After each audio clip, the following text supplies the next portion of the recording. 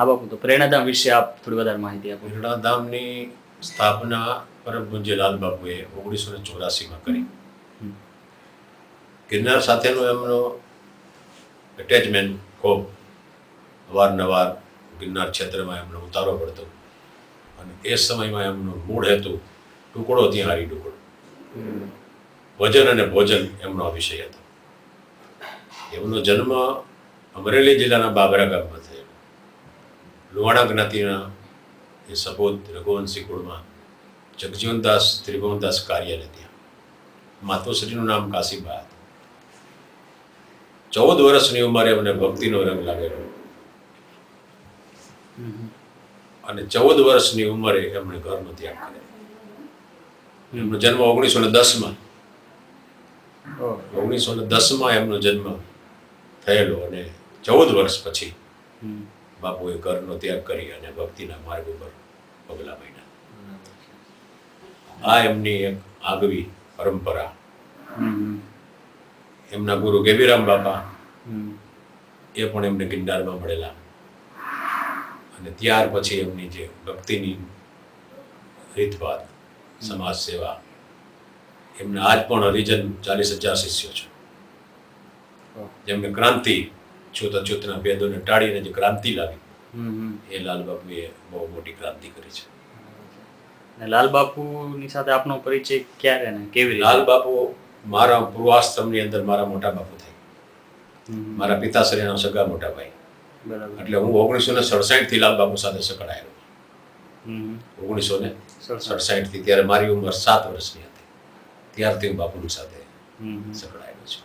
તો એ પછી ધીમે ધીમે એ બાપુના કહેવાય ને કે એના સહવાસથી આપને એમના સહવાસના અનુભવો થોડા વર્ણવો બાપુ સાથેના. બાપુના સહવાસના અનુભવો એટલા બધા છે કે એક તો પોતે સતત સાધનામાં વર્ષો સુધી રહ્યા.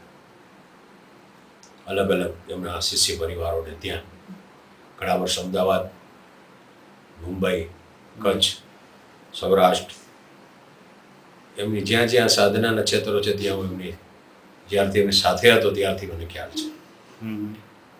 પછી એમના જીવનમાં એક વળાંક સમાજની એક સેવાનો ઉદ્ભવ થયો કે સમાજ માટે કાંઈક મારે કરવું જોઈએ. એટલે પહેલી વહેલી સ્થાપના ગુજરાતની અંદર અમરધામલાલ ગેબી આશ્રમ હાથીજળ સ્થાપવામાં આવ્યું.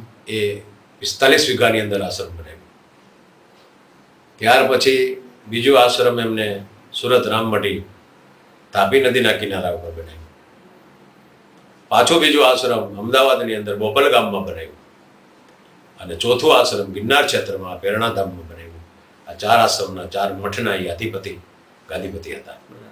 પછી એમના અલગ અલગ શિષ્ય પરિવારમાં અમરધામલાલ ગેબી આશ્રમ મહાદેવ બાપુ તથા ભરત બાપુને સોંપવામાં આવ્યું. સુરત રામમઢી આશ્રમ પરમ પૂજ્ય મુરદાસ બાપુને સોંપવામાં આવ્યું. બોપલનું જે આશ્રમ છે એ અંબાલાલ ભગતને સોંપવામાં આવ્યું અને પ્રેરણાધામનો આશ્રમ છે એનો વહીવટ મને સોંપવામાં આવ્યો. અને અત્યારની પ્રેરણાધામની પ્રવૃત્તિઓ વિશે થોડીક ઝલક આપો. પ્રેરણાધામની પ્રવૃત્તિઓ અતિથિ સત્કાર,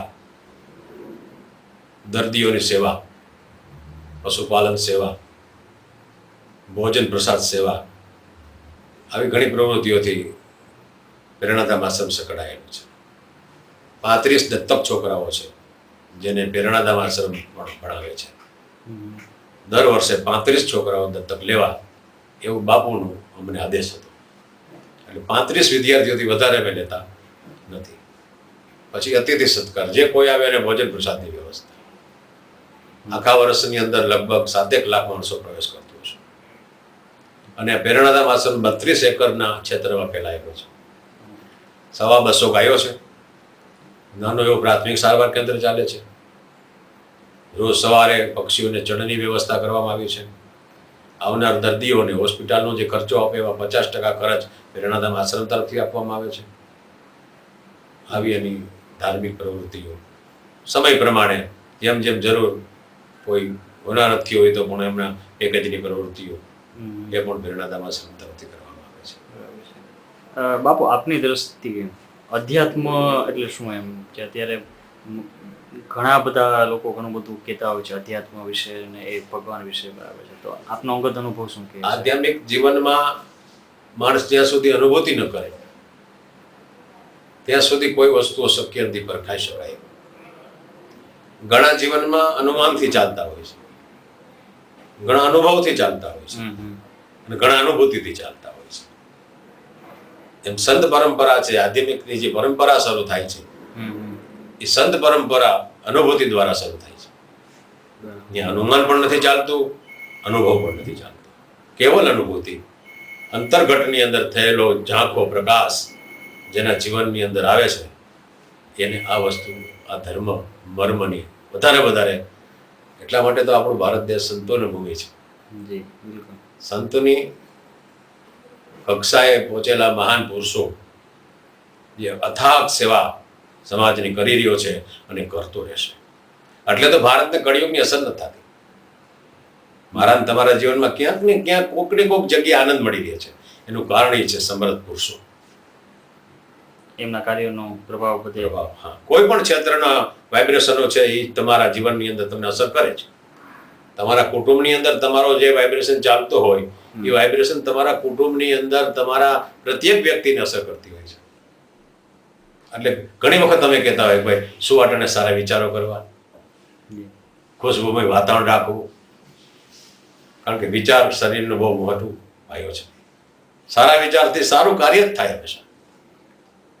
અત્યારે જોવાય છે કે ભાઈ શોર્ટકટ બધા પસંદ કરે ને બધા તમે જેમ કહો છો એમ જલ્દી સફળતા ઘણા લોકો કંઈક કરવા માંગતા હોય છે પણ આગળનો એમને ખ્યાલ નથી હોતો કે આના પછી હવે શું થશે. જ્યારે સંતોની આગવી ખબર હોય છે, આગવી સૂઝ હોય છે કે આજથી 25 વર્ષ પહેલા આમ થવાનું છે, આજે 30 વર્ષ પહેલા આમ થવાનું. ઘણા સંતો એવા આગળ પણ ભાગેલા છે કે હવે પછીના યુગમાં આમ થશે, આમ થશે, આમ થશે, આમ થશે. બરાબર છે. બાપુએ પણ સાંભળેલું છે કે આપ આયુર્વેદ ને આપના અંગત અનુભવ. આયુર્વેદિકમાં હું કોઈ પીએચડી નથી કે ડોક્ટર નથી, પણ અમુક વનસ્પતિઓનો મને શોખ અને અનુભવ, એ અનુભવ દ્વારા હું લોકોને એમ કહું કે તમે આ વસ્તુ લ્યો તો તમારા જીવન માટે ખૂબ સારું છે. કોઈ પણ ધારો કે દાખલા તરીકે કે ભાઈ કોઈને કિડનીનો પ્રોબ્લેમ છે તો કિડનીનો પ્રોબ્લેમ છે એના માટે જીવનની અંદર સાટોડી રોજ ખાવી જોઈએ. સાટોડીની ભાજી આવે છે એ રોજ માણસને ખાવી જોઈએ. પછી આપણા જીવનમાં રોગની કક્ષા વધવાનું કારણ આપણી પાચન તંત્ર નબળું. આપણી હોજરી જે ખોરાકને પચાવી શકતી નથી એ ખાટો પદાર્થ શરીરની અંદર પ્રવેશ કરે છે એટલે એની અંદરથી સાંધાના દુખાવો, આંખોની બળતરા, આંખોના નંબર, પગના દુખાવો, ગોઠણ બદલાવાની ક્રિયા નથી આવી હજુ. એનું કારણ એ છે કે તમે રોજ થોડું ઓછું જમો. તમારે રોજ 10 રોટલી ખાવાની આદત હોય તો તમે 6 રોટલી ખાઓ. એનાથી તમને ઘણા બધા ફાયદા થશે. એક તો તમારા જીવનમાં તમને સ્ફૂર્તિ રહેશે. આ બધું બહુ ખાઈ ગયા પછી યોગ બહુ કરવા પડે. સૌથી મોટામાં મોટો શરીરને સાચવી રાખવાનું કોઈ પણ જો વસ્તુ હોય તો ખોરાક ઉપર નિયંત્રણ. જેટલું ખોરાકમાં તે નિયંત્રણ તમે જાળવો એટલું જ તમારું નિયંત્રણ તમારી નિંદ્રા ઉપર આવે. એટલો તમારો ખોરાક ઓછો એટલી તમારી નિંદ્રા ઓછી, જેટલી તમારી નિંદ્રા ઓછી એટલા તમારા રોગ ઓછા. ખોરાક અને નિંદ્રાથી શરીરમાં વધારે રોગ ઉત્પન્ન થાય છે. પાચન શક્તિ બગડેલી હોય તેને સુધારવાનો એક પાચન શક્તિ બગડેલી હોય તો એને એક જ સમય જમવાનું કરી નાખવું જોઈએ. કારણ કે હોજરીમાંથી જે લોડ પડે છે લોડને હળવો કરવો જોઈએ, વજન હળવો કરવો જોઈએ. અને આપણે કીધું એમ અલગ અલગ વનસ્પતિઓ, કે તુલસી ખાવા જોઈએ, બીલીપત્ર ખાવા જોઈએ, પછી સાટોડી ખાવી જોઈએ, એટલે એ શું થાય, નગોળ ખાવી જોઈએ. એનાથી તમને કોલેસ્ટ્રોલ ન થાય શરીરમાં. તુલસીનું કામ છે એન્ટીબાયોટિક. ઘણા બધા કેન્સર માટે પણ તુલસીનો ઉપયોગ કરતા હોય છે, નગોળનો ઉપયોગ કરતા હોય છે, ગળા ઘનનો ઉપયોગ કરતા હોય છે, સાટોડીનો ઉપયોગ કરતા હોય છે. આ લોહીને શુદ્ધિકરણ રાખવાની દવાઓ છે. બરાબર છે. જે તમારા ઘરની અંદર તમને મળી શકે છે. રોજ તમારે મેથી ખાવી જોઈએ, જીરું પાવડર રોજ ખાવો જોઈએ, જીરું પાવડર ને થોડી સાકર ખાવી જોઈએ. આ બધું ઘરની અંદર હોવા છતાં આપણે નથી કરી શકતા કારણ કે આપણે અનુભવ નથી. અને એનું બીજું કારણ એવું કઈ હોઈ શકે કે અત્યારે જે સ્વાદ પ્રત્યેનો લગાવ છે, સ્વાદ માણસના જીવનમાં વિવાદ જ ઉભો કરે. સ્વાદનું કામ છે અંત સમય વિવાદ ઉભો કરવાનો. જેટલો સ્વાદ એટલો વિવાદ. બરાબર. અને હાલનો યુગ હવે ધ્યાન ધરવાનો નથી, ધ્યાન રાખવાનો છે. હા. શબ્દ છે. શું આ ધ્યાન ધરવાનો સમય નથી. હવે જે કાળ ચાલી રહ્યો છે, હવે જે સમય આવી રહ્યો છે, એ ધ્યાન રાખવાનો સમય છે. આ વસ્તુ ઘણું કહી જાય છે, આપ થોડુંક એને વિગતે.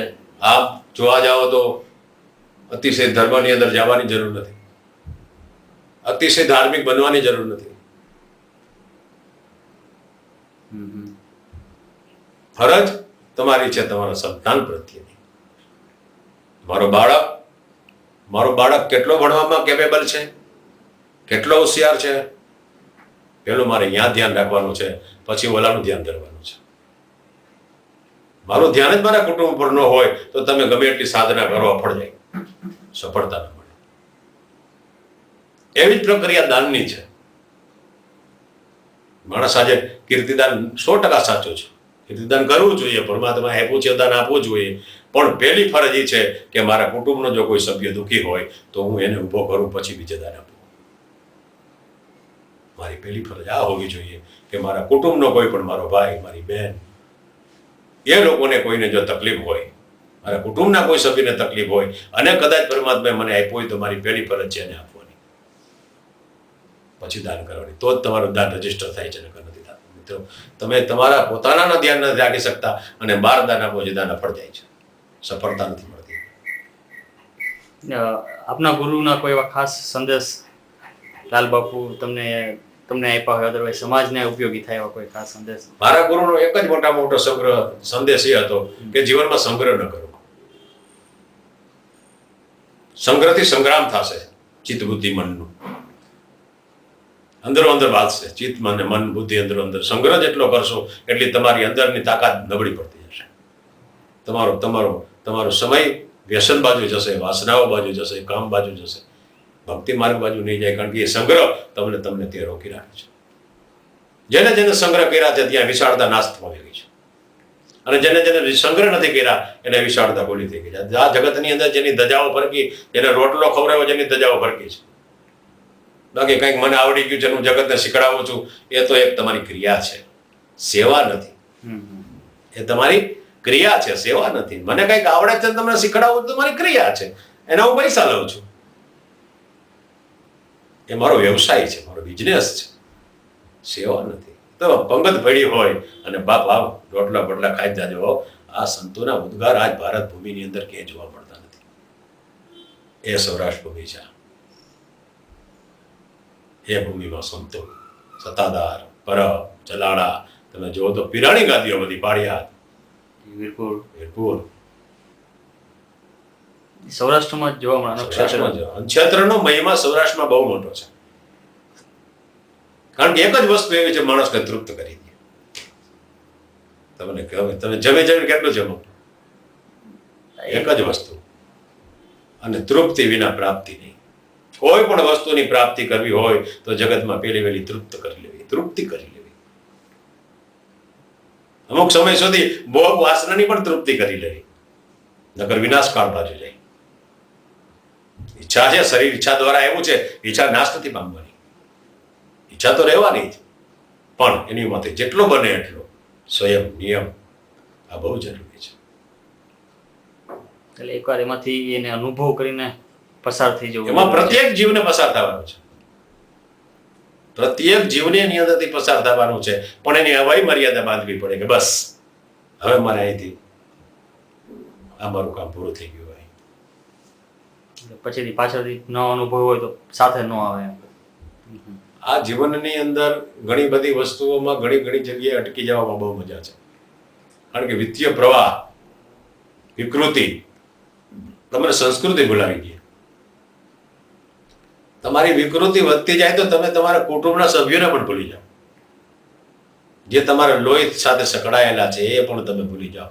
એટલે વિકૃતિને ડામવા માટે સંસ્કૃતિ ઉપાસી, વાસનાને મારવા માટે ઉપાસના જરૂરી જ કરવી.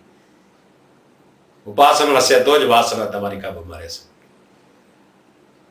એટલે અત્યારે ખરેખર કોઈ વ્યક્તિને અધ્યાત્મના રસ્તે જવું હોય તો એને શું કરવું જોઈએ? પ્રત્યેક જીવ આધ્યાત્મિકના રસ્તે જ છે. વિચારતાનું પરિવર્તન, પોતાની સમજનું પરિવર્તન, સહેજ સ્વીકાર જો કરવા માંડે કે આટલું મારે હવે આમ નથી કરવું, આ મારે ન કરવું જોઈએ, આ મારા કુટુંબને નુકસાન કરતા છે, આ મારા જીવનને નુકસાન કરતા છે, આ શીખવા માંડે એટલે એને ધર્મના માર્ગે જવાની જરૂર નથી. પોતાનો માર્ગ સહેલો કરી લે, એને ધર્મને માર્ગે જવાની જરૂર જ નથી. પોતાનો માર્ગ સહેલો કરી લેવો જોઈએ. અને એક પ્રશ્ન એ પણ પૂછવાની ઈચ્છા થાય છે કે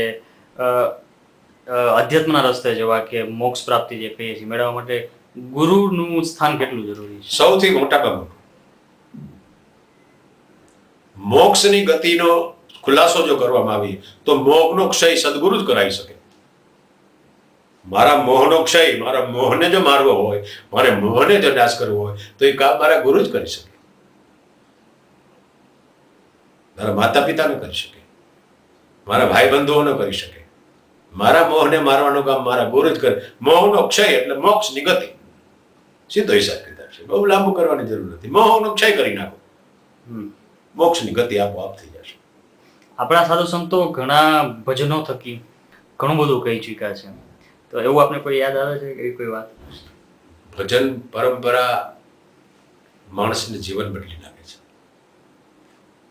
માણસનું જીવનનું પરિવર્તન કરી નાખે છે. કારણ કે ભજન એ સંતોની અનુભૂતિની વાણી છે. જે અનુભૂતિ એને થઈ કે એનો પ્રકાશ જે થયો એ પ્રકાશ બહાર આવ્યો શબ્દ રૂપે. હવે એનો પ્રકાશ શબ્દ રૂપે બહાર આવ્યો તો એની અસર તમને મને તો થવાની જ છે. અને જેને લાગી જાય, જેસલ જેવા જેસલને બે વાત જો ભક્તિ માર્ગની તોરણ કહી દેતી હોય અને પરિવર્તન થઈને પીર થઈ જતો હોય તો આથી બીજી તાકાત ભજનમાં જોવા ક્યાં જ આવી? આમ તમે જોવો તો જેસલ તોરણ, લાખો લોયાણો, આ બધાને એને ભજન દ્વારા એનો વળાંક થયો છે. જેનો વળાંક આવ્યો છે ભજન દ્વારા આવ્યો છે, જેને ભક્તિ માર્ગની અંદર સતી નારી લઈ આવ્યા છે. આપને આ પ્રશ્ન મને ખબર નથી પૂછવો જોઈએ કે કેમ, પણ આપ આટલા સમયથી ઉપાસના કરો છો, બરાબર છે, તો આપની એવી કોઈ અંગત અનુભૂતિ હોય કે જે આપ અત્યારે વર્ણવવા ઈચ્છતા હો, કોઈ આધ્યાત્મિક રસ્તાની? ઉપાસનામાં અનુભૂતિ બહુ જરૂરી નથી હોતી. ઉપાસના એટલા માટે કરવામાં આવે છે કે હરદમ ગુરુની યાદ હૃદયની અંદર ભરી રહે. યાદમાં ને યાદમાં તમારું જીવન પસાર થઈ જાય, તમને બીજા વિવાદો નડે નહીં. ઉપાસના એટલા માટે કરવામાં આવે છે. ઉપાસના પરમાત્માની પ્રાપ્તિ માટે નથી. ઉપાસનાથી ઈશ્વર પ્રાપ્ત કરવાની જરૂર નથી. અંદર ચાલતા વિચારોના વેગને હળવા કરવા માટે ઉપાસના. એટલે એ બાબતે વધારે કહેશો? કોઈ અત્યારે આપ જોવો છો ભૌતિક યુગ છે, શાંતિની જ શાંતિ મેળવવા બધા પ્રયત્નો કરતા હોય છે, પછી એ ભૌતિક બધી વસ્તુ પ્રાપ્ત કરીને કે પછી ભૌતિકતા એ ખરાબ વસ્તુ નથી. એટલે એમ નહીં, એટલે આ બધા અલગ અલગ રસ્તાથી અલ્ટિમેટલી બધા શાંતિ જ મેળવવા પ્રયત્નો કરે છે. તો એવી કઈ વસ્તુ છે કે જે દરેક માણસે એ હોવી જોઈએ શાંતિ મેળવવા માટે? એક તો મારા જીવનમાં સંતોષ બહુ જરૂરી છે. સંતોષની ગતિ સુધી મારો માર્ગ ન જાય ત્યાં સુધી મને શાંતિ કોઈ દી ન મળે. ભૌતિકતાની આપણે જે વાત કરી તો ભૌતિક વસ્તુ ખરાબ નથી, પણ ભૌતિકતા ત્યારે ખરાબ પડે છે કે મારી ભૌતિકતા પરાકાષ્ઠાએ પહોંચી જાય છે. મારે એક જ ગાડીની જરૂર હોય તો હું 5 ગાડી લઉં છું, મારી ભૌતિકતા વધી ગઈ. મારે એક જ મકાનની જરૂર હોય તો 5 મકાન કરું છું, મારી ભૌતિકતા વધી ગઈ. મારે 2 જોડી કપડાની જરૂર છે, હું 20 જોડી કપડાં કરું છું, મારી ભૌતિકતા વધી ગઈ. ભૌતિકતા વધે ત્યારે એ ભીષણ બની જાય છે. ભૌતિકતા બિલકુલ ખરાબ નથી. ભૌતિકતા પહોંચી વળો એટલે ભૌતિકતા કરો. તમને એમ લાગે કે ના મારે 2 ગાડીને હું પહોંચી વળું છું તો 2 રાખો, પછી તમે 10 કરોડ પછી 5 માગવા નીકળવું પડે. એ ભૌતિક વસ્તુ તમારા જીવનની જે જરૂરિયાત ઉપર થાય છે, જે જરૂરિયાત નથી છતાં જરૂરિયાત ઊભી કરવાની કોશિશ જે કરે છે એને બહુ નડે છે. એટલે એને અશાંતિ કાયમ વર્તાય. એ સવારે સંકલ્પ વિકલ્પમાં જીવતો હોય એને કોઈ દી શાંતિ ન મળે. શાંતિ તમારા જીવનની અંદર જો તમારે લાવવી હોય તો સંતોષને કેળવવો બહુ જરૂરી છે. સંતોષ જ્યાં સુધી નહીં થાય, તુલસીદાસજીએ રામાયણની અંદર કીધું છે, સરળ સ્વભાવ ન મન કુટિલાઈ. સરળ સ્વભાવ ન મન કુટિલાઈ, યથા લાભ સંતોષ સદાય. જે મને મળ્યો છે, જે મને ઈશ્વરે આપ્યું છે એમાં મને આનંદ છે, કોઈ દિવસ ઉત્પાદ નહીં થાય, શાંતિ જ રહેશે. એ સ્વીકાર કરવો પડે. કારણ કે સંતોષની આમ કોઈ લિમિટ નથી. ઘણાને કંઈ ન હોય તો પણ સંતોષ હોઈ શકે ને ઘણાને સંતોષ જેના જીવનની અંદર આવી ગયો ને મળે તોય ભલે ને ન મળે તોય ભલે, એની પરવા નથી હોતી. કારણ કે સંતોષ વાળાનો આત્મબળ મજબૂત હોય. એ એના આત્મબળને તાકાતથી ચાલતો હોય. સંતો બધા સરળ ત્યાગી વૈરાગી શું કામ થયા? એના જીવનમાં સંતો. કારણ કે એને કોઈ ઈચ્છા ન હોય પ્રાપ્ત કરવાની. હા, હમ.